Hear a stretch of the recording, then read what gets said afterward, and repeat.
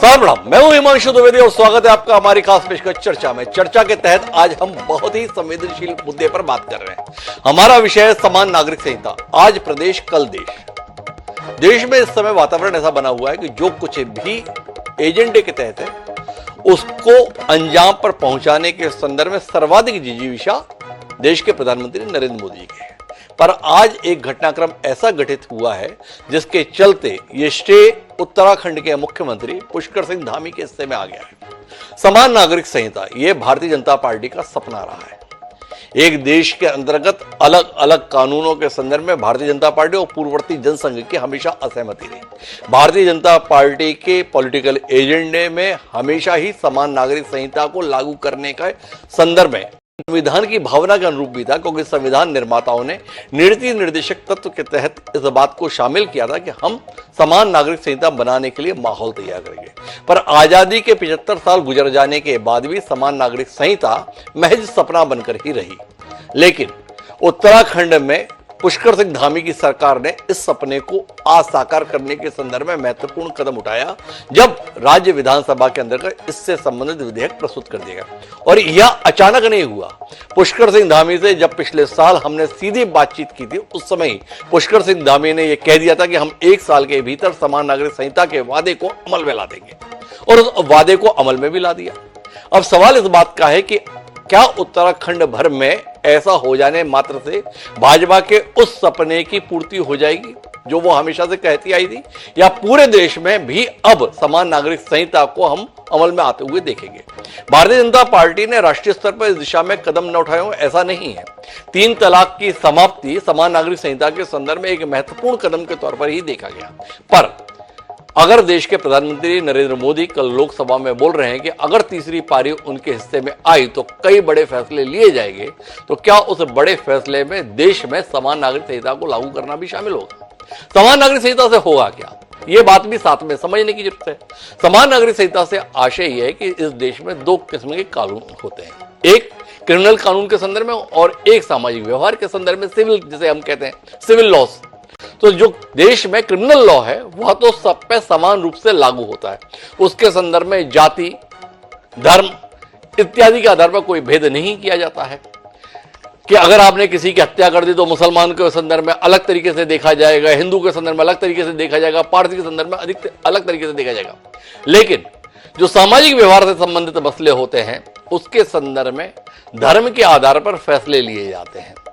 शरिया कानून है, हिंदू विवाह अधिनियम है, इसके अलावा पारसियों के लिए अलग नियम है। इन सबको खत्म करते हुए सबको राज्य एक निगाह से देखेगा, इसके संदर्भ में समान नागरिक संहिता की बात कही जाती है। तो समान नागरिक संहिता के तहत आज उत्तराखंड सरकार ने अपना विधेयक प्रस्तुत कर दिया है। आज हम उसी पर बात करेंगे, समझने की कोशिश करेंगे कि इन प्रावधानों से देश में क्या कुछ बदला जा सकता है। हमारे साथ इस चर्चा का हिस्सा बनने के लिए 5 खास मेहमान जुड़ रहे हैं जिनसे आपका परिचय कराएंगे। लेकिन इस सिलसिले को शुरू करें उससे पहले समय है आज के विचार सूत्र का। हमारा आज का विचार सूत्र कहता है कि माला तो कर में फिरे, जीभ फिरे मुख माही, मनुआ तो दहू दिसी फिरे, या तो सुमिरन नाही। अर्थात एक समान होने के लिए आवश्यक है कि समाज में पनपे ऊंच नीच, अमीर गरीब, जाति और वर्गों के भेदभाव समाप्त हो जाए, सभी धर्मों को समान महत्व दिया जाए और मनुष्य को केवल मनुष्य रूप में ही देखा जाए। कबीरदास जी ने क्या कमाल की बात कही थी। कबीरदास जी ये बात तकरीबन 600 साल पहले कह के चले गए, लेकिन हमारी समझ में आज तक आई नहीं, इसीलिए सारे झगड़े। क्या अब हम इस बात को समझने के लिए तैयार हैं? ये सवाल जहन में रखते हुए अपनी चर्चा को आगे बढ़ाते हैं। हमारे साथ इस चर्चा का हिस्सा बनने के लिए 5 खास मेहमान जुड़ रहे हैं। हमारे साथ में रविंद्र कुमार जी हैं, प्रवक्ता हैं भारतीय जनता पार्टी के। हमारे साथ कपिल सागड़ा जी हैं, वरिष्ठ अधिवक्ता हैं सुप्रीम कोर्ट के। शूरवीर सिंह सजवान जी हैं, पूर्व मंत्री हैं कांग्रेस पार्टी के। हमारे साथ मुफ्ती शमून कासमी जी भी जुड़ेंगे जो अध्यक्ष हैं मदरसा शिक्षा परिषद के, और साथ ही रजिया बेग जो पूर्व अध्यक्ष हैं बार काउंसिल की। आप सभी का स्वागत है। चर्चा की शुरुआत हम रविंद्र कुमार जी से करेंगे, लेकिन उससे पहले 2 बयानों पर दृष्टि डालेंगे। एक जो पुष्कर सिंह धामी जी ने विधानसभा में आज विधेयक को प्रस्तुत करते हुए कहा, और दूसरा उस साक्षात्कार का हिस्सा जो हमने साल भर पहले पुष्कर सिंह धामी के साथ में किया था। अध्यक्ष जी, मैं आपकी अनुज्ञा से समान नागरिक संहिता उत्तराखंड विधेयक 2024 को प्रस्थापित करने हेतु सदन की अनुज्ञा चाहता हूँ। विषय यह है कि समान नागरिक संहिता उत्तराखंड 2024 विधेयक को पुनर्स्थापित करने हेतु सदन की अनुज्ञा दी जाए। जो माननीय सदस्य के पक्ष में उपचार आते हैं।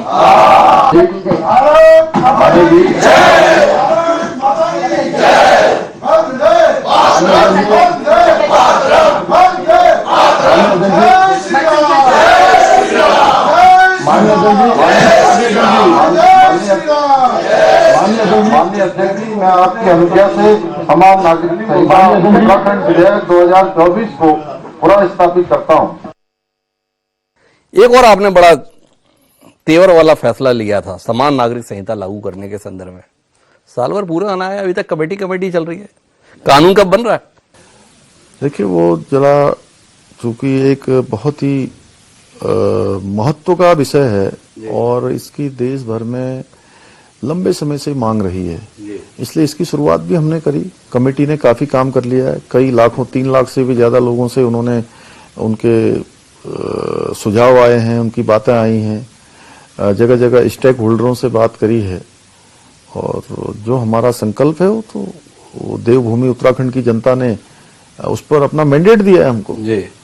तो जल्दी ही इसको लागू करेंगे। कब तक कमेटी रहेगी? कानून कब तक आएगा? पहले साल की पूर्ति पर हम बधाई देने आए हैं। इसी साल आ जाएगा। तो दूसरा साल जब तक पूरा होगा उससे पहले ये कानून हमें देखने को मिलेगा। निश्चित रूप से। तो एक बड़ी घोषणा इस साक्षात्कार में मुख्यमंत्री कर रहे हैं कि दूसरा साल जो सरकार पूरा करेगी उससे पहले समान नागरिक संहिता का कानून उत्तराखंड में लागू हो जाएगा।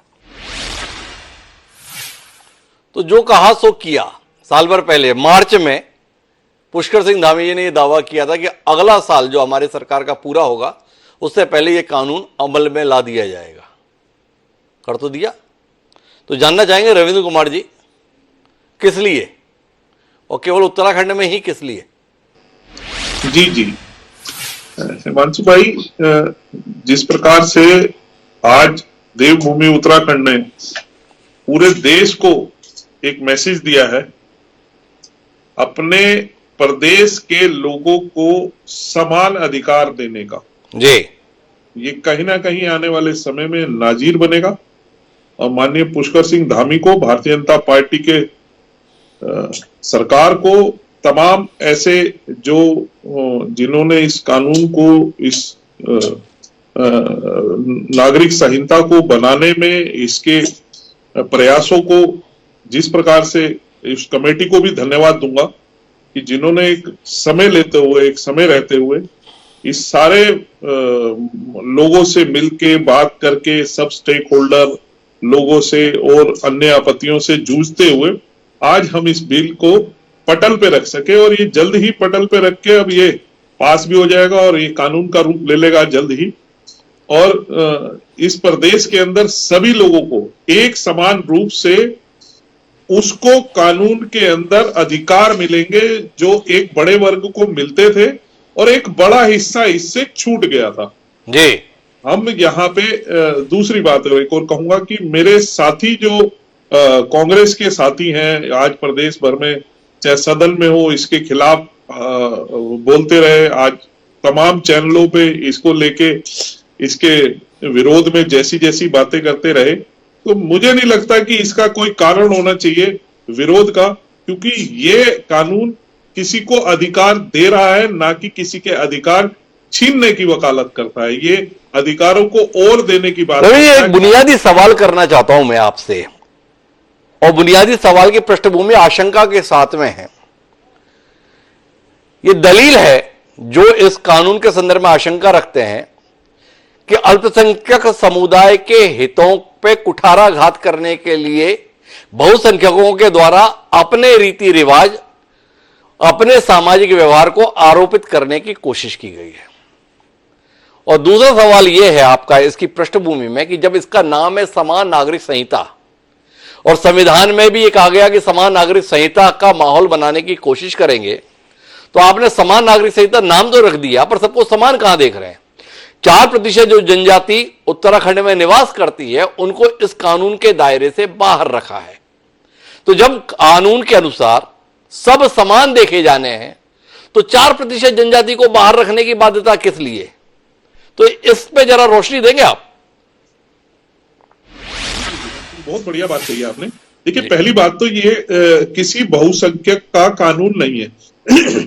जब 1948 में जब हिंदू एक्ट बिल को लेके सदन में चर्चा शुरू हुई थी जी, तो तब भी बहुत सारे अधिकार ऐसे थे जो एक बहुसंख्यक समाज के पास थे, वो उसको उन्होंने तिलांजलि दी जी, और उसको छोड़ के एक हिंदू एक्ट बिल के तहत उसको अपनाया और फिर आगे का जीवन उसके सहारे शुरू किया। जी। तो तब की भी चाहे संविधान सभा हो, चाहे वो ड्राफ्ट कमेटी हो, जो हिंदू एक्ट को लेके एक बहस चर्चा हुई थी, उसमें तमाम लोगों ने इसके चर्चा पे पक्ष में विपक्ष में लोग थे, लेकिन आखिरकार उसे माना ना।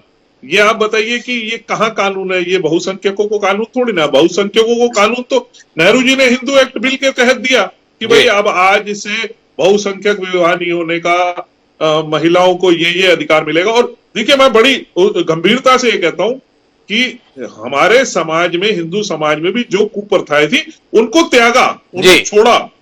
आज कहीं ना कहीं इसे अपनाने के ऊपर अगर एक पक्ष ये बढ़ रहा है, वो हमने समय भी देखा है जब एक महिला को, 60 वर्ष की महिला को सर्वोच्च न्यायालय में जाना पड़ा अपने उसके लिए कि गुजारे भत्ते के लिए, तलाक के बाद मुझे क्या मिलेगा, और उसके बाद उसे कानून बना दिया गया। तो ये बहुत सारी चीजें थी जो कहीं ना कहीं, और तमाम ऐसे बहुत सारे उदाहरण हैं जिसमें सीपीआई के बड़े नेताओं ने सदन के अंदर बोला है कि समान नागरिकता आनी चाहिए, अंबेडकर साहब ने बोला है, और तमाम बहुत सारे फखरुद्दीन अहमद जब ये थे क्या कहते हैं राष्ट्रपति, उस समय एक बड़ी कमेटी गई थी महाराष्ट्र में, एक बड़ा महिलाओं का एक बड़ा चर्चा हुई थी इस विषय को लेके कि इसको समान नागरिक संहिता को हमारी मुस्लिम बहनों को भी ये अधिकार मिलना चाहिए। तो एक लंबे समय से इसके ऊपर डिमांड थी। और दूसरी बात, जो जनजाति के ऊपर लगातार बात कही जा रही है, तो जनजातियों के लिए विशेष रूप से संविधान में कई सारे अधिकार दिए गए हैं। उनके लिए, जनजातियों के लिए अलग से संविधान ने कमेटियां बनाई है जो उनके उत्थान के, उनके अंदर काम करने के लिए, जो कई तरीके के उनके अंदर काम करते हैं।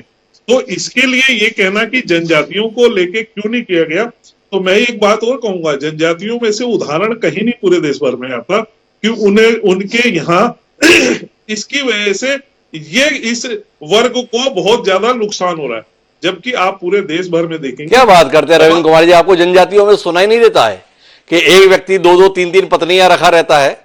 उन महिलाओं के संदर्भ में आपकी कोई संवेदना नहीं है? उन महिलाओं के अधिकार संपन्नता के लिए कदम उठाने में आपको भय क्यों लग रहा है? उन महिलाओं को आज के उन्नत समाज के अनुरूप जीवन की व्यवस्था देने के संदर्भ में आपके हाथ क्यों कांप रहे? नहीं, इसमें देखिए, इसमें कोई हाथ कांपने वाली बात नहीं है, इसमें किसी प्रकार का वो नहीं है। एक बड़ा, देखिए, जनजाति समाज भी हिंदू समाज का अंग है। हिंदू समाज के एक बड़े अंग को, जो है हिंदू एक्ट बिल के तहत, उसको इस व्यवस्था में लेकर आए ना, और उसे माना ना। आज क्यों नहीं, मैं ये मानता हूं कि क्यों नहीं आना चाहिए उस वर्ग को भी इस उसमें। और मैं कह रहा हूं, बहुत ज्यादा हमारी बहनें, मुस्लिम बहनें बहुत खुश हैं भाई। उन्हें रविंद्र कुमार जी मेरी बात का जवाब नहीं दिए कि 4% जनजातियों को इस कानून के दायरे से बाहर रखने की जरूरत क्यों आन पड़ी है, इसके संदर्भ में हम रोशनी लेंगे। मेरे पास 2 विकल्प है, या तो मैं इसके विरोध के स्वर को सुनने के लिए सीधे कांग्रेस के प्रवक्ता हमारे साथ में शूरवीर सिंह जी, उनके पास जाऊं, या इसके कानूनी पहलुओं को समझने के लिए कपिल साकला जी का रुख करूं। मुझे लगता है पहले कपिल जी थोड़ा सा इसके संदर्भ में कानूनी पहलुओं पर दृष्टि दे देंगे तो शूरवीर जी की बात हमारे दर्शकों को ज्यादा बेहतर तरीके से समझ में आएगी। तो कपिल जी, आपसे ही जानना चाहूंगा, क्या लगता है आपको, लोकसभा चुनाव आने हैं, उससे पहले शगुफा अच्छा है, माहौल ठीक बन रहा है, या आपको लगता है क्रांतिकारी कदम है? आज प्रदेश, कल पूरा देश। पर साथ में सवाल यह भी उठता है कि देश से प्रदेश में जाना चाहिए या प्रदेश से देश में जाएगा, ऐसी नौबत क्यों आ रही है? थोड़ा रोशनी दीजिए ना कपिल जी। डॉक्टर साहब, इसको इस तरह से दीजिए जी कि न्यू लॉज जब कंसोलिडेट हुए थे 1950 1955 में, उससे पहले पॉलीगैमी, मतलब कि एक हिंदू व्यक्ति मल्टीपल बीवियां रख सकता था जी। साथ ही उससे पहले लॉ ये था कि अगर कोई बेवा होती थी, पहले सती प्रथा होता था, फिर दूसरा होता था उसे घर से निकाल दिया जाएगा, उसके नाम से कोई भी प्रॉपर्टी नहीं ली जाएगी जी। 2005 से पहले लड़की के पास को पार्सनरी राइट नहीं होते थे हिंदूज में, कि लड़की पैदा होती थी, सिर्फ लड़कों के पास वो जो होता है ना, जो प्रॉपर्टियां जाएगी, दादा लाई प्रॉपर्टी, उत्तराधिकार। उत्तराधिकार, वो दादा लाई प्रॉपर्टी जो होती थी वो लड़कियों के पास नहीं होती थी। 2015 में लॉ आया, क्लैरिफाइड 2018 में हुआ, 2002 में एक और लॉ आया था, अभी 2018 में पुत्तुस्वामी की एक और जजमेंट आई जिसमें लिखा कि 1945 से ये रेट्रोस्पेक्टिव इफेक्ट से होगा। मैं बताना क्या चाह रहा हूं कि हिंदू लॉज कंसोलिडेट हुए थे और कंसोलिडेशन से पहले भी बड़े सारे हिंदू लॉज में भी अलग अलग स्कूल थे। विकाक्षा स्कूल ऑफ थॉट था, दयाबंगा स्कूल ऑफ थॉट था, जिसमें भी फैमिली पार्टीशन, डिवीजन, राइट्स अलग अलग होते थे, पर ये कंसोलिडेट कर दिए गए। कंसोलिडेट इसलिए करा गया क्योंकि ये माना गया कि छोटे छोटे फैक्शंस के बदले एक जनरल लॉ होनी चाहिए।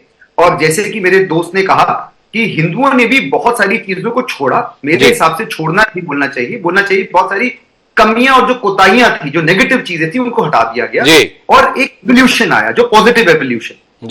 बहुत ही छोटे लेवल पे ये एवोल्यूशन बाकी रिलीजन में देखा गया। अगर हम मुस्लिम लॉ में बोला जाए तो आपको मालूम है कि जो ये तलाक का जो होता था, जो एक ही बार में बोल दिया गया, इसको हटा दिया गया। अब एक क्वेश्चन उठा गया, उनकी भी पॉलीगैमी पे उठा गया। एक क्वेश्चन और उठा गया जो सुप्रीम कोर्ट में चल रहा है, जिसमें यह बोला गया कि क्रिश्चियनिटी में पावर ऑफ अडॉप्शन नहीं है, तो वो बेचारे क्यों अडॉप्ट नहीं कर सके। तो ऐसे करके जो छोटे छोटे इश्यूज हैं, इन सबको या तो आप अलग अलग रख सकते हो।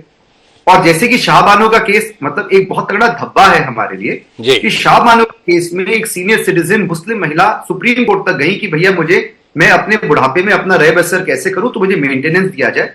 शाहबानो का केस आया जिसमें ये बोला गया आर्टिकल 44 जो हमारे यूनिफॉर्म सिविल इसका है directive state principle of state policy का निर्देश तत्व जी, इसको इन्फोर्स करना चाहिए। सुप्रीम कोर्ट ने ये बार बार बोला, काफी और जजमेंट्स में भी बोला, परंतु उसके बाद हुआ क्या, अनफॉर्चुनेटली पॉलिटिकल कंपल्शन से मिस्टर गांधी की जो उस समय पावर्स में, उन्होंने इस चीज को बाय लेजिस्लेचर इसे कैंसिल कर दिया गया और उसके बाद बहुत सारे और केसेस चले। परंतु ऐसा क्यों हो, इसीलिए हो रहा है क्योंकि पॉलिटिकल कंपल्शन की वजह से एक कम्युनिटी इवॉल्व कर रही है, कुछ कम्युनिटीज इवॉल्व नहीं कर पा रही हैं। और ये ऐसा नहीं है कि कोई negative evolution, positive evolution. Muslims में भी ये कहीं पे भी राइट, पॉलीगैमी राइट नहीं था, इसको तो हमने मिसयूज कर दिया। क्या था कि अगर कोई बेचारी है, इकोनॉमिकली वीकर है, सोशली वीकर है और एक आदमी के पास सामर्थ्य है उसका ध्यान देने के लिए, तो उसे शादी कर सकता है। आज क्या हो गया, आप अपनी ऐश और ययाशी के लिए शादी कर रहे हैं। एक हो गया था कि कोई बहुत स्पेशल सर्कमस्टांसेस में आप ट्रिपल तलाक कर सकते हैं। हुआ क्या कि लोग ये करने लगे। हलाला देखिए कि एक छोटा सा एग्जांपल लेता हूं, आप एक बार रिलीजियस चीजों को भूल जाइए। हलाला एक औरत पे देखिए कितना बड़ा प्रेशर है, कितनी नेगेटिविटी है कि अगर वो रीमैरिज करना चाहे then she has to first go to somebody else, किसी और से पहले शादी। तो ये जो इश्यूज हैं ये सारे के सारे सरप्राइजिंगली बेचारी औरत के खिलाफ है, आदमी नहीं। तो क्यों ना एक लेवल प्लेइंग फील्ड बनाया जाए आदमियों और औरत के लिए। और ये ऐसा नहीं कि हिंदू लॉज को आप प्रीनॉमिनेट कर रहे हैं, क्योंकि हिंदू लॉज भी तो इवॉल्व है ना। 1955 से पॉलीगैमी भी थी, उसी समय उससे पहले क्या कहते हैं जो बेवास थी उनके पास कोई राइट नहीं थी। 2005-2015 से पहले हिंदू महिलाओं के पास राइट नहीं थी। तो जो लॉज अगर इवॉल्व हुए तो सबके लिए इवॉल्व होना चाहिए, और यही पर्पस यूनिफॉर्म सिविल कोड का है। मेरे ख्याल से बहुत अच्छा स्टेप है, बहुत अच्छा स्टेप कपिल सागला जी बता रहे हैं। कपिल सागला जी आपसे बात करनी है, मेरे पास कुछ और सवाल है जिस पर आपसे बात करूंगा, पर मैं अभी बाकी पैनलिस्ट से बात करना चाहता हूं। रविंद्र कुमार जी बता रहे थे कांग्रेस बहुत नाराज है। शूरवीर जी हमारे साथ है, उन्हीं से पूछ लेते क्यों नाराज है। शूरवीर जी थोड़ा रोशनी देंगे, क्या हुआ ऐसा जो आप नाराज हो गए भाई? कोई नाराजगी नहीं है जी। समान नागरिक संहिता जो नाम है जी, ये बहुत महत्वपूर्ण और सोच समझ के दिया गया नाम है जी। संविधान सभा और उसके जितने सदस्य थे जी, उन्होंने भी इस पर विचार किया होगा जी। उसके बाद भी जब बाबा साहब भीमराव अम्बेडकर और उनके संविधान सभा के सदस्यों के बाद भी जब ये हुआ कि कुछ कमियां रह गई जी, तो बार बार उसमें सुधार करने के लिए उसमें विचार किया गया जी। सुधार भी हुआ और निश्चित रूप से देश के हर नागरिक को समान रूप से सुविधाएं दिए जाने के लिए किसी भी सरकार को निर्णय लेना चाहिए। मैं बधाई देना चाहता हूं कि इस पर एक अच्छा काम हुआ है, किंतु अभी आपसे मैं सुन रहा था कि 4% जनजाति के लोगों को उससे वंचित कर दिया गया। जी। और मैं तो ये चाहता था कि भी माननीय मुख्यमंत्री जी भी कह रहे थे कि 4 लाख से ज्यादा 3 लाख से ज्यादा लोगों ने इसमें हिस्सा लिया, उनको पूछा गया। सार्वजनिक तौर पर मैंने कहीं नहीं सुना है, कहीं नहीं देखा है कि उन्होंने कहीं ग्राम पंचायतों में, क्षेत्र पंचायतों में, जिला पंचायतों में इसको बहस का विषय बनाया हो। अगर ऐसा किया गया होता तो निश्चित रूप से कोई कंक्रीट चीज याद आती। और यहाँ आज निर्णय जो भी होता, अगर सारी पंचायतों से इसको पूछा गया होता। अरे तो शुभवीर जी एक बात बताओ, 2 सवाल है मेरे आपसे। एक तो आपने कहा कि आपको कहीं दिखा नहीं कि कई लोगों से बात की गई, मुख्यमंत्री जी भले कह रहे हैं कि 3 लाख 4 लाख लोगों से आपने बात की। खामी क्या है इसमें?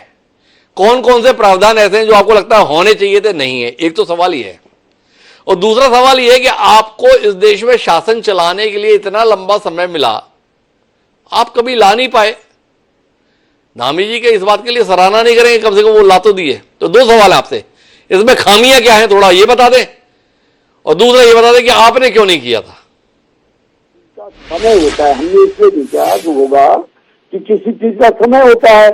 उत्तराखंड राज्य का आंदोलन सन 52 से चल रहा था, और बाद में जाकर के जब उत्तराखंड राज्य मिला, उसके बाद तो तभी तो हम लोग महसूस करते हैं कि हमको उत्तर प्रदेश से अलग होने से हमको फायदा हुआ या नुकसान हुआ जी। तो फायदे नुकसान के बारे में भी लोग सोच रहे हैं जी।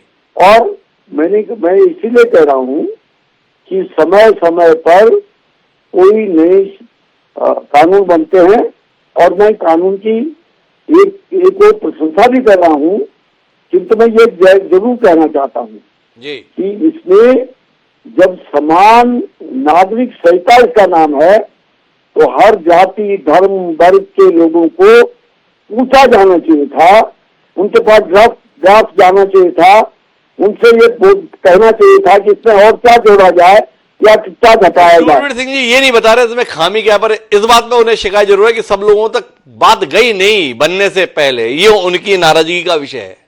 उन्होंने क्यों नहीं बनाया? उनका कहना है कि हर चीज का समय होता है, इसका समय अब आया इसलिए अब बना दिया। पर रजिया बेग जी मेरे साथ में है, महिलाओं का प्रतिनिधित्व कर रही है। समान नागरिक संहिता के संदर्भ में जब भी बात होती है तो सबसे महत्वपूर्ण तकरीर ये दी जाती है, दलील ये दी जाती है कि इसके माध्यम से महिलाओं के हितों को संरक्षित और सुरक्षित किया जा सकेगा। तो रजिया बेग जी, आज जो ये समान नागरिक संहिता 2024 उत्तराखंड विधानसभा में प्रस्तुत की गई, कितनी संतुष्ट हैं आप? कितना आपके अरमानों के अनुरूप है ये? जी, ये जो यूजीसी लेकर आए हैं जी, आपको क्या लगता है ये क्या समान सिविल नागरिकता कानून है? इन्होंने तो अपने ड्राफ्ट में, और जो ड्राफ्ट भेजा है, जो लॉ बना है जी, क्या वो वाकई वो समान सिविल नागरिकता है? जी, आपने तो ड्राफ्ट, ये टारगेटेड लॉ है, टारगेट कानून बनाया गया है। अब मैं बताती हूँ कि मैं कितनी संतुष्ट हूँ इससे। जी, हुआ क्या है इसमें, मैंने पढ़ा है, अभी मेरे पास भी ड्राफ्ट आ चुका है, थोड़ा सी पढ़ा है, कुछ नहीं किया गया है। क्या त्योहार समान हो गए सबके? आप बताइए।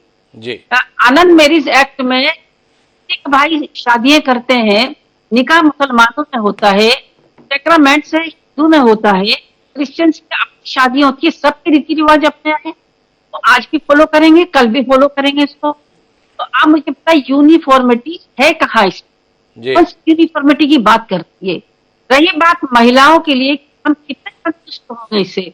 महिलाओं के लिए क्या करा है इसमें? और बहुत अभी सबसे पहले जो हमारे वक्ता बोले हैं, मैं उनसे पूछना चाहती हूँ, अगर हमारे हितों की बहुत ही चिंता है आपको, तो हमारा रिजर्वेशन करा दे विधानसभाओं में, हमारा तो अपलिफ्टमेंट हो जाएगा। नौकरियों में हमारा कहीं कहीं हमारे अधिकार वहाँ। थोड़ा अपन विषय में रहते हैं, इसमें कहाँ आप ये सवाल कर रही हैं? भाई विवाह का पंजीयन चाहे किसी भी रीति रिवाज से हो, आपको रजिस्ट्रेशन कराना होगा। इस कानून में ये प्रावधान किया गया, आप किसी भी तरीके से विवाह किए हो, विवाह के संदर्भ में यह बताया गया है कि उम्र जो है 18 साल होगी, ऐसा नहीं है कि 12, 14, 15 साल की उम्र में आप अपनी धर्म की आड़ लेकर विवाह कर सकें। इसमें तलाक के संदर्भ में भी प्रावधान दिया गया है कि इस तरीके से यह प्रक्रिया रहेगी। उत्तराधिकार के संदर्भ में महिलाओं को या लड़कियों को बराबरी से अधिकार देने की व्यवस्था की गई है। तो इन व्यवस्थाओं से आप संतुष्ट नहीं है? आप बताइए, जहाँ एक औरत होती है 5 पति या 6 पति होते हैं, वहां महिलाओं की चिंता नहीं हो रही इनको कि मुसलमानों को टारगेट करके बनाए जाते हैं कानून? उनकी चिंता नहीं हो रही कि हमारी एक बहन 5-5 पतियों के साथ रहेगी? ये चिंता नहीं होती है? अब मुझे बताइए इस चीज के लिए इस आप देश वहाँ के चिंता किस करिए। कानून में एक महिला को 5 पति रखने की इजाजत है? थोड़ा रजिए, हमें भी जानकारी मिले, हमें आज तक मिली नहीं है इतनी जानकारी। अब है ना हमारे यहाँ, तो जिसे ये एग्जम्प्ट करते हैं वही है ना हमारे यहाँ कानून। जी, कानून तो यही है ना, रीति रिवाज तो यही है ना, चली आ रही प्रैक्टिस है, कस्टमरी प्रैक्टिस है। अगर कस्टमरी प्रैक्टिस को आप बैन कर रहे हैं तो सबकी करिए ना। एक तबके की काहे के लिए करते हो? एक समाज की काहे के लिए करने आ रहे? बहुत मोहब्बत हो रही है महिलाओं से, और महिलाओं से मोहब्बत है ना तो नौकरियों में रिजर्वेशन दीजिए उनको, विधानसभाओं में सीटें दिलाइए उनको। तो महिला, हम तो ये कह रहे रिजर्वेशन का है ना भाई, समान नागरिक संहिता के अंतर्गत आना ये चाहिए कि विधानसभा और लोकसभा में सीटें मिलनी चाहिए। मैं आऊंगा रविंद्र साकला जी के पास इसके लिए बात करने, पर मेरे साथ में मुफ्ती शमून कासमी साहब हैं, अध्यक्ष हैं मदरसा शिक्षा परिषद के। वो इन प्रावधानों के संदर्भ में क्या नजरिया रखते हैं ये जानने में हमारी दिलचस्पी है। कासमी साहब, थोड़ा रोशनी देंगे, क्या आपको लगता है ये कानून दरअसल मुसलमानों के खिलाफ है, या आपको लगता है कि सबको मुख्य धारा में लाने के लिए एक सार्थक पहल है? देखिए, मैं ये समझता हूँ कि ये मुसलमानों के खिलाफ नहीं है, जी। न ही इस्लाम के खिलाफ है, न ही कोई मुदाखलत है। जो कुप्रथाएं समाज में आ गई थी अनएजुकेटेड होने की बिना पर, जी, और समाज के उन लोगों ने उनका मिसयूज किया, कैसे हलाला का कोई भी कंसेप्ट इस्लाम में नहीं है। जी, मुझे अफसोस होता है कि लोगों ने इसका मिसयूज किया। जी, और इसी तरह से 3 तलाक जो है, जो अनर्गल तलाक कह करके, ये इस्लाम का अनिवार्य हिस्सा नहीं था। ऐसे ही बहु विवाह है, जी, एक से ज्यादा शायद शादी जो है वो इस्लाम का अनिवार्य हिस्सा नहीं है। जी, मैं समझता हूं कि आदरणीय मुख्यमंत्री श्री पुष्कर सिंह धामी जी ने ये साहस किया है, और इसमें जो ये कुप्रथाएं हैं जी। उस पर निरंकुश लगेगा, और कुप्रथाओं पर निरंकुश लगना ही चाहिए। मुस्लिम महिलाएं हो या हमारी हिंदू बहनें हों, जी, मैं समझता हूं इन जनरल अगर उनके साथ कहीं वायलेंस होता है या उनके अधिकारों का हनन होता है तो कोई ना कोई तो रास्ता निकलना ही चाहिए। जब ये 3 तलाक के ऊपर कानून आया जी, तो क्या करते था मुस्लिम समाज के वो पत्ती, चाय की पत्ती तेज हो गई, जी, नमक ज्यादा हो गया तो तलाक दे दिया। उन्हें पता भी नहीं कि क्या चीज है ये। मुझे अफसोस होता है इस बात का जी। कि मैं अपनी बहन से मैंने सुना, बहुत अच्छा, मैं उनसे कहूंगा कि आप अच्छी सोच रखती हैं। आप मुसलमानों में हम लोगों को मिलकर के ये काम करना चाहिए कि वो उन्हें एजुकेट करें, और जब एजुकेशन आ जाएगी तो जो महिलाओं का सम्मान है, जी। मैं इस्लाम की दृष्टि से अगर आपको बताऊं कि जो शरिया कानून जिसकी बात करते हैं कि अब महिला की, यानी एज ए वाइफ की खाना बनाने की जिम्मेदारी महिला की नहीं है, यानी उस आपकी वाइफ की नहीं है, पत्नी की नहीं है, जी। बच्चों को दूध पिलाने की नहीं है, कपड़े धोने की नहीं है। ये अलायंस है जी। हमारा, ये हमारी तहजीब और संस्कृति है जी। कि हम एक दूसरे से मिलकर के पूरे परिवार को चलाते हैं। जी। इस्लाम जो है वो इतने साफ और शफाफ बात करता है, अब उसमें कुप्रथाएं कहां से आ गई? तो जी। कहीं ना कहीं से तो इनके ऊपर अंकुश लगना ही चाहिए। मैं समझता हूं कि यूसीसी इस्लाम में मुदाखलत नहीं है। और देखिए, मैं आपको ये बताता हूं कि कोई भी इसका प्रावधान ऐसा नहीं है कि जिसमें कहीं हमारे मौलिक अधिकारों में जो इस्लाम की प्रैक्टिस है उसके ऊपर कहीं असर पड़ता हो। हम उसी तरह से शादी और निकाह करेंगे, उसी तरह से जो हमारी जो इस्लाम के मुताबिक जो चीजें हैं वो प्रैक्टिस हमारी वैसी ही होगी। तो कुछ लोग गुमराह करने का ऐसा प्रयास करेंगे। मैं समझता हूं कि 60 साल के अंदर मुसलमानों को मुख्य धारा से काटा गया है, उन्हें एजुकेशन से दूर किया गया है। आज हम माननीय मुख्य हैं कि जो मॉडर्न एजुकेशन हो, उन्हें हम इंजीनियर भी बनाएंगे, डॉक्टर भी बनाएंगे, आईएएस और आईपीएस भी बनाएंगे। और हमारा बिल्कुल ये मैं समझता हूं कि माननीय मुख्यमंत्री श्री पुष्कर सिंह धामी जी वो एक अच्छा दृष्टिकोण रखते हैं। अच्छा काजमी साहब एक बात बताइए, ये उत्तराखंड में ही अल्पसंख्यकों की हालत ज्यादा खराब है क्या? ये मुसलमानों की हालत बहुत खराब है, ये पारसियों की भी स्थिति कुछ ठीक ठाक नहीं है, ये यहूदी भी बड़ी मुश्किल से ही जीवन जी पा रहे हैं, इसलिए उत्तराखंड में ही समान नागरिक संहिता का कानून आया है पूरे देश के अंतर्गत। गोवा में है, आजादी के पहले से ही है पुर्तगाली शासन व्यवस्था के अंतर्गत, पर बाकी किसी प्रदेश में नहीं, उत्तराखंड में ही।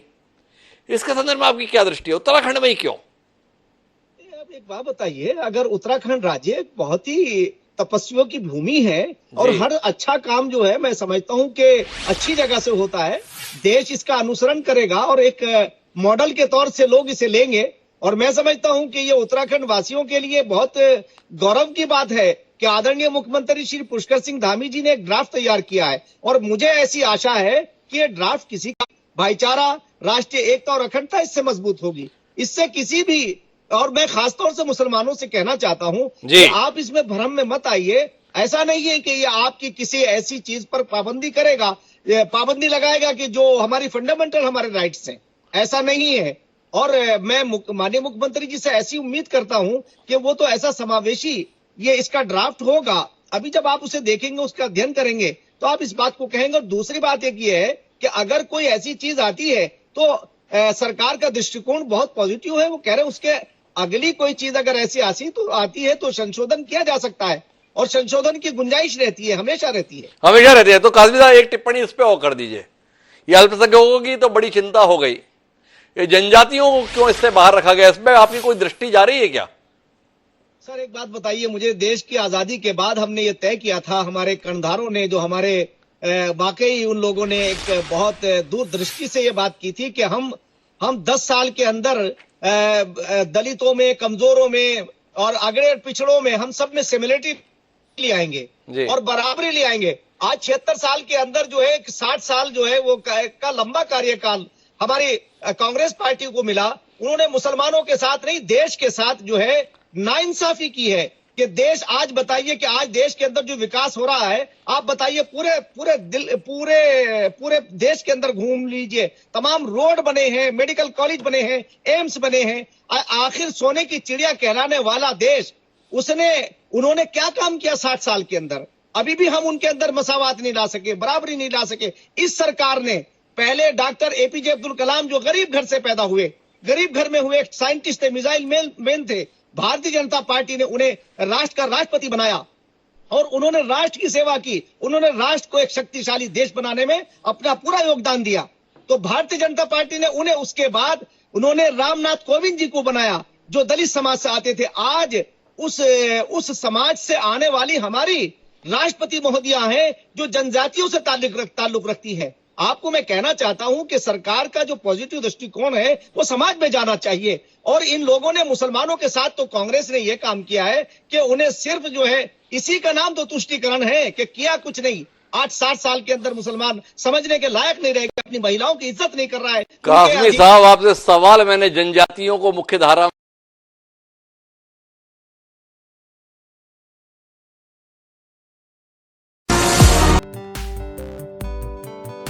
उत्तराखंड सरकार ने भेदभाव नहीं होगा। मुसलमानों के संदर्भ में जब प्रावधान हो रहे हैं तो मुसलमानों का एक वर्ग बता रहा है कि देखो ये हमारे ऊपर आक्रमण हो रहा है, हमारी अस्मिता के साथ खिलवाड़ हो रहा है, पर जनजातियों को इससे बाहर रखा जा रहा है। इसके संदर्भ में आपकी दृष्टि क्या दिखती है कानूनी रूप से? जी, अभी तक जिसने भी ये बोला कि हमारे साथ जो हो रहा है वो ठीक नहीं हो रहा है, उन्होंने एक भी रीजन नहीं दिया है, कोई भी वैलिड रीजन जी। पर मैं आपको लॉ बताता हूँ, इसमें लॉ क्या कहती है। जी देखिए, जो कॉमन या यूनिफॉर्म सिविल कोड होता है, या इसको जो जब मिलाना होता है और ये करा जाता है कि सबके लिए एक लेवल प्लेइंग फील्ड बनाएंगे, तो ये देखा जाता है कि आपकी रिलीजियस सैंक्टिटी, जिसको मैं मानता हूं, मेरे धर्म में अनिवार्य क्या है, इंटीग्रल क्या है जी। तो अनिवार्य होता है जो आपकी लॉ का, जो आपके रिलीजन का एसेंस होता है जी। आप अगर उसको चेंज कर रहे हैं तो आप छेड़छाड़ कर रहे हैं जी, है ना।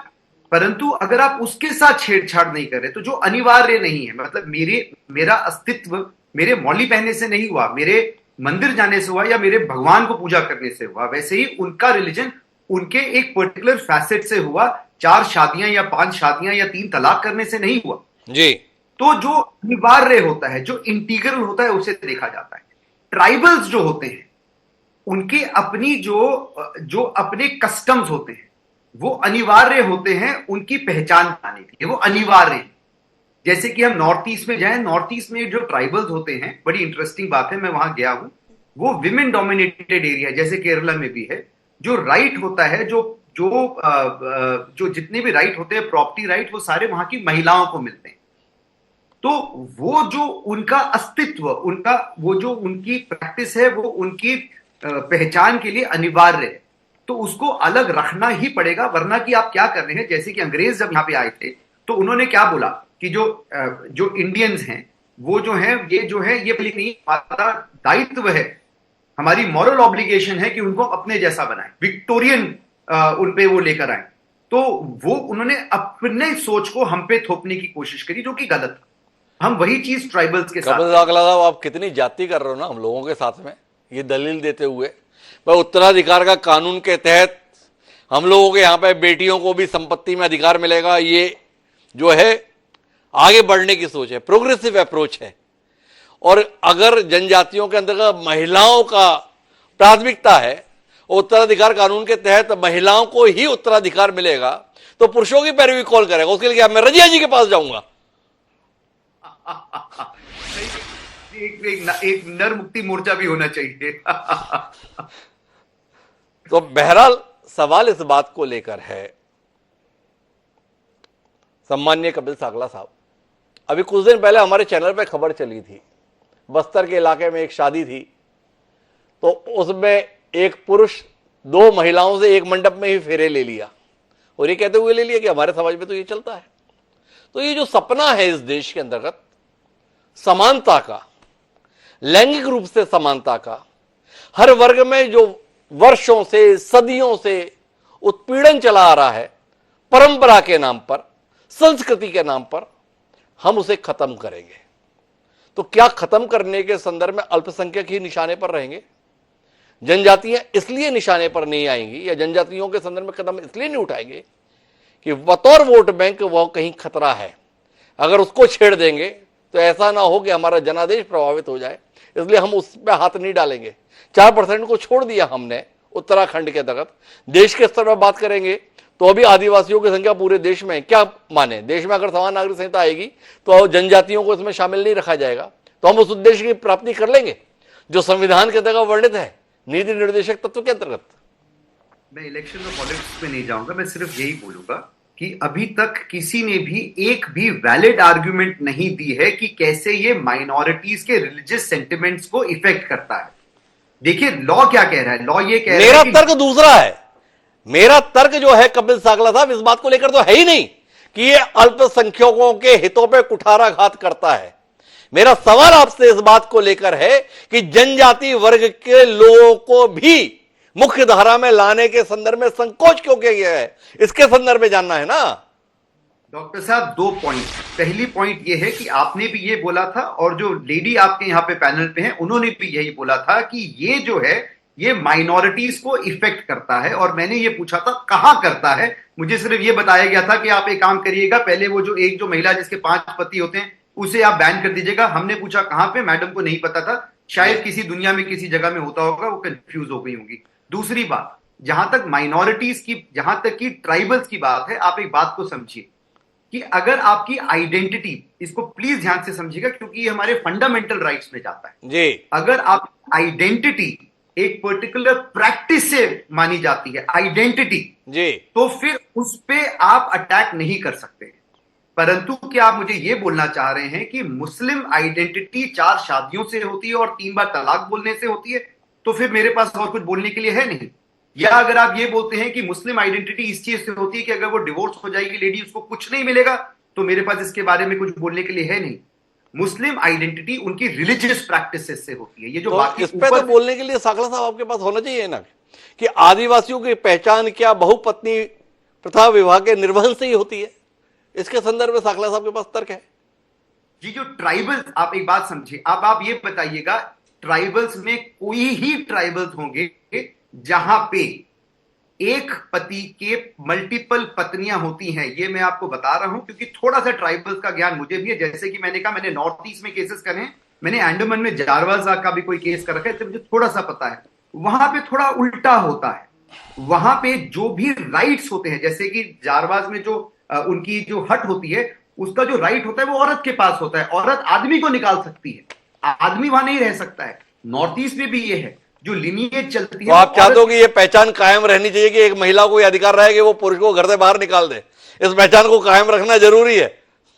मैम को तो खुश होना चाहिए। कहीं पे तो ऐसा हो रहा है कि औरतों के राइट रिजर्वेशन। तो सागला साहब का ये कहना है, लेकिन मैं वापस रविंद्र कुमार जी आपके पास आना चाहता हूं। और अब मेरा सवाल थोड़ा दूसरा है।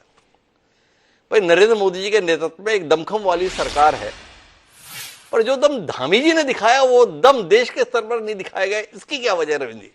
इस पहली को जरा सुलझाइए ना हमारे साथ में। समान नागरिक संहिता कोई उत्तराखंड की भाजपा के एजेंडे में थोड़ी था भाई। दशकों से भारतीय जनता पार्टी के राष्ट्रीय नेतृत्व के द्वारा कहा जाता था, मौका आने दीजिए, समान नागरिक संहिता को देश में लागू करेंगे। दो बार स्पष्ट जनादेश मिलने के बाद भी देश के संदर्भ में यह सपना ही रह गया, और धामी जी को यह मौका मिला और यह सपना साकार हो गया। क्यों? देखिए, किसी भी रूप में मैं ये कहूं कि भारतीय जनता पार्टी के प्रमुख मुद्दों में से एक मुद्दा ये बचा है यूसीसी का जी, जो राष्ट्र में लागू होना है। बाकी दो मुद्दे 370 और राम मंदिर हमने पूरा कर दिया जी। आज इसका श्रेय अगर भारतीय जनता पार्टी की उत्तराखंड सरकार को जाता है, और खाली हम अकेले राज्य इसकी ओर नहीं है, इसके पीछे और कई राज्यों में भी, आसाम है, उत्तर प्रदेश है, कई जगहों में कमेटियां भी बनी हुई हैं, कई लोग इसमें काम कर रहे हैं। अब अगर क्योंकि क्या होता है कि राज्य की अपनी कानून बनाने की भी संविधान ने इजाजत दी है, और इसके तहत माननीय धामी जी ने एक बड़ी छलांग लगाई है इस ओर जो है यूसीसी लाने में, लोगों को समान रूप से कानून का पालन कराने के लिए, समान रूप से अधिकार देने के लिए ये अगर पहल हुई है, तो इसका मैं ये समझता हूं कि इसके आज आपके शो में बैठ के इसके जो गवाह है, इसके जो हम जो साक्षी बने हैं, आप और हम भी आज इसके साक्षी बने कि आज हमने एक इस देश में जो आजाद होने के बाद ही हो जाना चाहिए था, आज उसके हम अपने इस प्रदेश से, छोटे से राज्य से हमने इसे बनाया। और आने वाले समय में मुझे लगता है कि देश भर में यूसीसी के लिए एक चर्चा तेज होगी, और जल्द ही जो है ये राष्ट्र को भी समर्पित कानून होगा। आने वाला समय 2024 में जब हम दोबारा लौट के आएंगे तो एक तो आपने टिप्पणी तो बहुत बढ़िया की गई, आजादी मिलने के साथ ही जिसको हो जाना चाहिए था वो नहीं हुआ। अब भाई, आजादी मिलने के साथ हो जाना चाहिए था, नहीं हुआ, ये तो बात समझ में आती है, पर 10 साल से देश में आपकी सरकार है, तब भी अभी तक नहीं हुआ। इस पर आपकी टिप्पणी आनी चाहिए हमारे बीच में। एक तो ये है आपसे। दूसरा, आपसे ये जानना चाहते हैं कि शूरवीर सिंह जी ने इसका स्वागत किया है, कांग्रेस के प्रवक्ता है, पूर्व मंत्री हैं, उनके स्वागत, उनके अभिनंदन से आप कितने अभिभूत हैं, या आपकी सियासत में इसका कितना प्रतिकूल प्रभाव है? कि उम्मीद तो ये थी कि शूरवीर जी विरोध करेंगे, शूरवीर जी तो स्वागत कर दिए। रविंद्र जी इससे कितने हैरत में हैं? नहीं, मैं बिल्कुल हैरत में नहीं हूँ। शूरवीर सजवान जी एक बढ़िया नेता है और चीजों को समझते हैं। वो खाली कांग्रेस की लाइन पे काम करने वाले व्यक्ति नहीं। और बड़ी अच्छी बात है, सजवान जी ने अगर इसका समर्थन किया है, और ऐसा ही समर्थन इनके वरिष्ठ नेताओं को और सदन में जिस प्रकार से हो हल्ला किया था, उनको भी भगवान ऐसी सद्बुद्धि दे। तो जरूर कहीं ना कहीं इसके लिए जो है जो इस प्रदेश की जनता और आधी आबादी, कम से कम आधी आबादी, क्योंकि ये पूर्ण रूप से आधी आबादी को कहीं ना कहीं न्याय मिलने की बात है, तो इसका जो है जरूर शूरवीर सजवान जी का वे धन्यवाद करेंगे। खाली शूरवीर सजवान जी का, बाकी इनके दल का नहीं, बाकी इनके दल के संदर्भ में नहीं है। मैं वापस रजिया बेग जी के पास आता हूं। हमारे 4 पैनलिस्ट एक तरफ हैं, रजिया जी थोड़ी अकेले अकेले पड़ गई थी।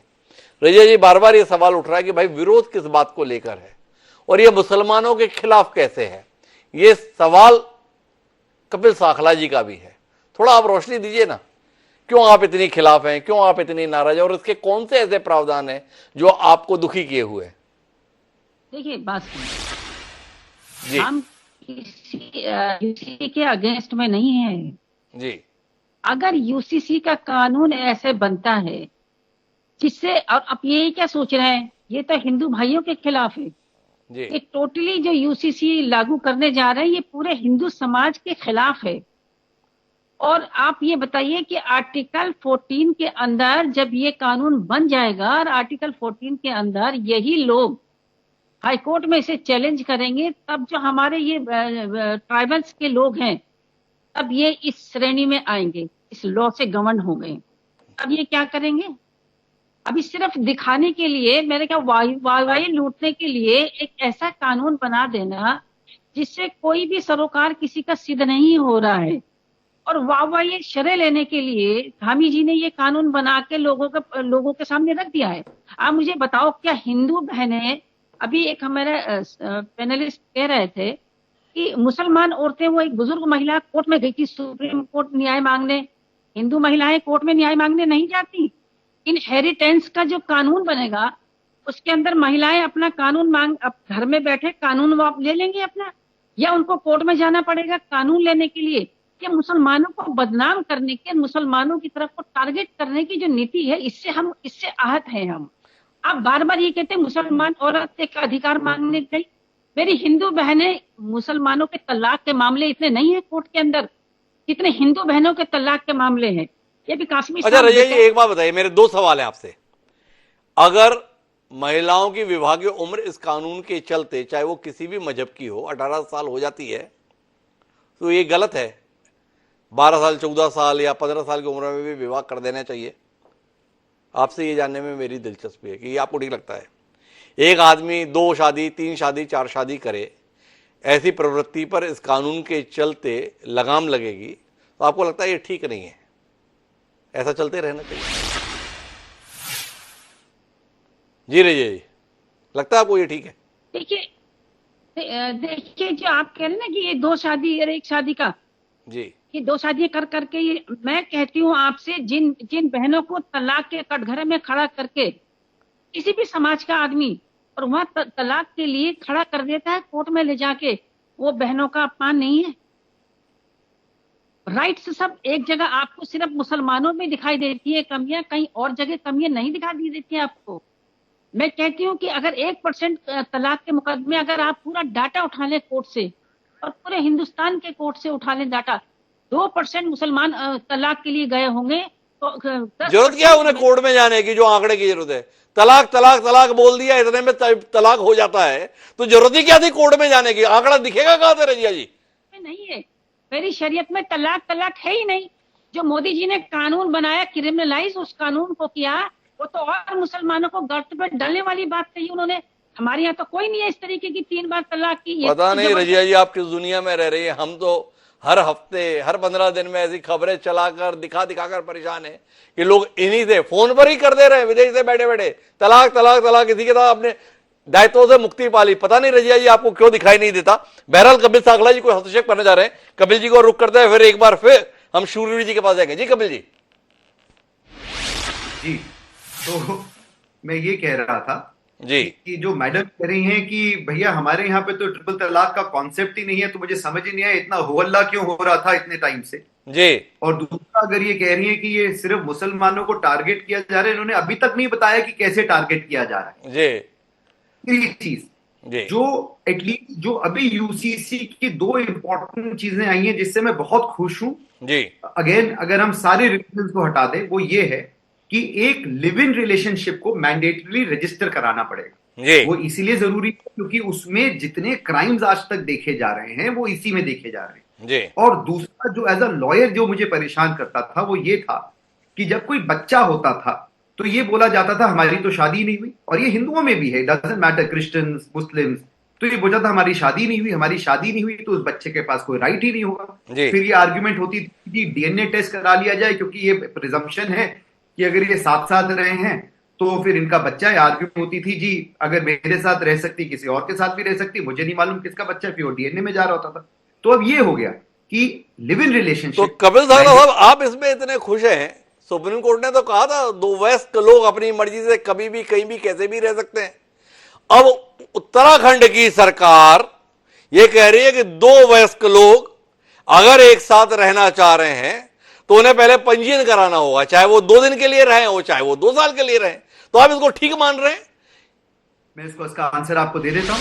सुप्रीम कोर्ट ने 2 चीजें कही हैं। सुप्रीम कोर्ट ने यह कहा है कि 2 मैच्योर्ड एडल्ट कहीं पे भी रह सकते हैं, कितने टाइम भी रह सकते हैं, और ये रिलीजन के संदर्भ में कहा था। परंतु दूसरी बात भी उन्होंने कहा था, उन्होंने कहा था लिव इन रिलेशनशिप को वही राइट मिलना चाहिए जो कि मैरिड कपल को मिलना चाहिए। वो कैसे मिलेगा? वो तभी तो मिलेगा जब आप अपने आप को रजिस्टर कराओगे। जैसे मैरिजेस रजिस्टर कराना जरूरी है, वैसे लिव इन कराना भी जरूरी है। जब लिव इन रजिस्टर होगी तो उनके पास सारे राइट्स भी वही के वही होंगे, महिलाओं को वही राइट मिलेंगे जो एक मैरिड औरत को। अगर 2 लोग एक घर में बगैर रजिस्ट्रेशन के रह लिए तो उनकी जगह कहां रहेगी आप कपिल साकला साहब? जेल में? जी, अगर आप ये बता दीजिए, अगर एक कपल शादी कर लेता है और उसके अपने आप को रजिस्टर नहीं कराता तो फिर क्या होगा? उनको फिर जब अपना पासपोर्ट कराना होगा या डॉक्यूमेंटेशन में तकलीफ। साकला साहब, मेरा सवाल बहुत स्पष्ट है, ये आने वाले समय के खतरे की ओर, हालांकि आपकी प्रैक्टिस के इजाफे के संदर्भ में बता रहा हूं कि केसेस अब ऐसे ही हो जाएंगे। तो इसमें आपकी दृष्टि चाहिए बतौर कानूनविद, कि आपको नहीं लगता है कि पुलिस कुछ ज्यादा ही अधिकार संपन्न होने जा रही है और लोगों की जिंदगी कुछ ज्यादा मुश्किल होने जा रही है? देखिए, वकील ना तब कमाता है जब लॉ कंफ्यूजिंग होता है। जब लॉ सिंप्लीफाई हो जाता है ना तो वकील उतना नहीं कमाते। और ये लॉ सिंप्लीफाई और कंसोलिडिफाई हो रहा है।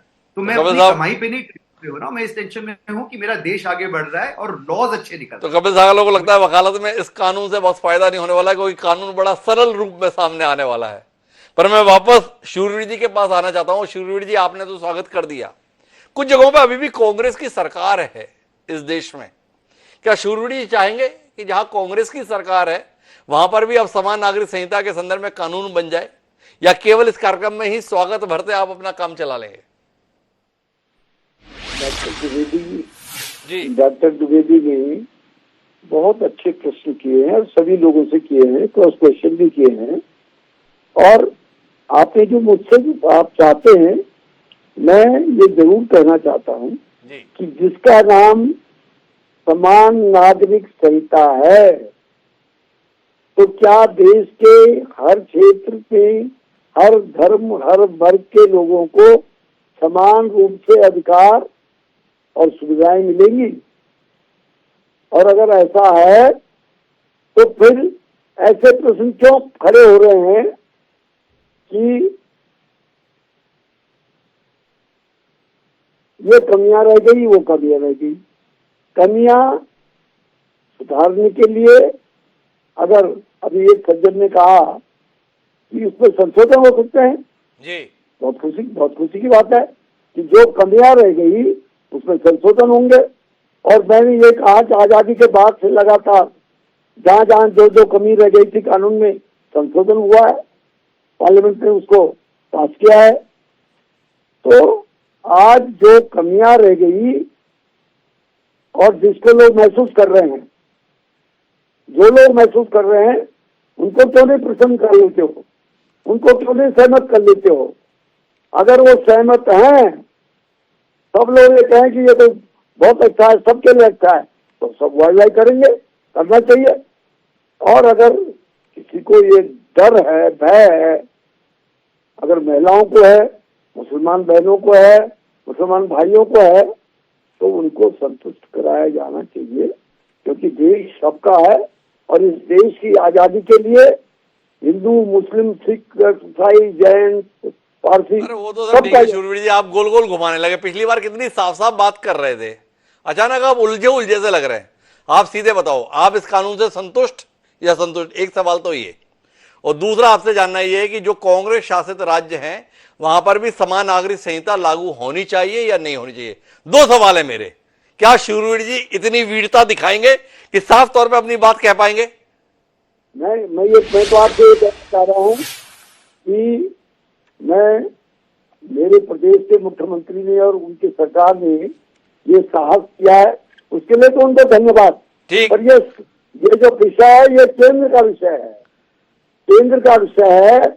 और केंद्र इसको सारे प्रदेशों के लोगों से समन्वय करके जिस दिन ये कानून बनाएगी, उस दिन पूछा जाएगा कि क्या कानून अच्छा बना। गड़बड़ मामला शूरवीर जी, आपको अपने प्रदेशों के जो कांग्रेस शासित हैं उनके मुख्यमंत्रियों से उम्मीद नहीं है। आपकी भी उम्मीद के केंद्र में नरेंद्र मोदी और भाजपा की सरकार ही आ गई, ये तो बड़ी विचित्र सी बात है। पर बहरहाल देखते हैं कि आप भारतीय जनता पार्टी की केंद्र में शासित सरकार इस दिशा में पहल करेगी जो पहल आज उत्तराखंड से हुई है। पुष्कर सिंह धामी ने आज इतिहास रच दिया है। इस इतिहास की यात्रा में आने वाले समय में और कौन कौन से नाम जुड़ेंगे ये जानने में हमारी दिलचस्पी रहेगी। आप सभी मेहमानों को बहुत बहुत धन्यवाद इस बौद्धिक चर्चा का हिस्सा बनने के लिए। समय अब आज के शेर का। तो हमारा आज का शेर ये कहता है, देखो कानून कोई भी बने, सबसे बड़ी जरूरत क्या है? सबसे बड़ी जरूरत यह है कि आपको जो मनुष्य का जीवन मिला है उसमें आप मनुष्य होने का परिचय दें। और इसी बात को साहिर लुधियानवी ने बड़े सरल शब्दों में कहा था। बहुत प्रचलित गीत है, उस गीत की ही दो पंक्तियां हम आपके बीच में आज के शेर के तौर पर शामिल कर रहे हैं। साहिर लुधियानवी ने कहा कि तू हिंदू बनेगा ना मुसलमान बनेगा, इंसान की औलाद है इंसान बनेगा। साहिर लुधियानवी ने बड़ी सरलता से यह बात कह दी थी, पर जब हम इतिहास पर दृष्टि डालते हैं तो ऐसा लगता है कि सबसे मुश्किल काम है इंसान का इंसान बने रहना। इंसान कब हैवान या शैतान हो जा रहा है, इसके अनगिनत उदाहरण हमारे समाज में हैं। क्या इन उदाहरणों को खत्म करते हुए हम वाकई इंसान के रूप में अपना परिचय दे पाएंगे और आने वाली पीढ़ियां हमें एक अच्छे इंसान के तौर पर याद रख पाएंगी? ये सवाल है, इसका उत्तर हम सबको ही देना होगा। क्या आप ये उत्तर देने के लिए तैयार हैं? ये सवाल आपके लिए। और इसी के साथ मुझे दीजिए याद, कल फिर मिलेंगे नए विषय के साथ। तब तक के लिए सदा प्रणाम।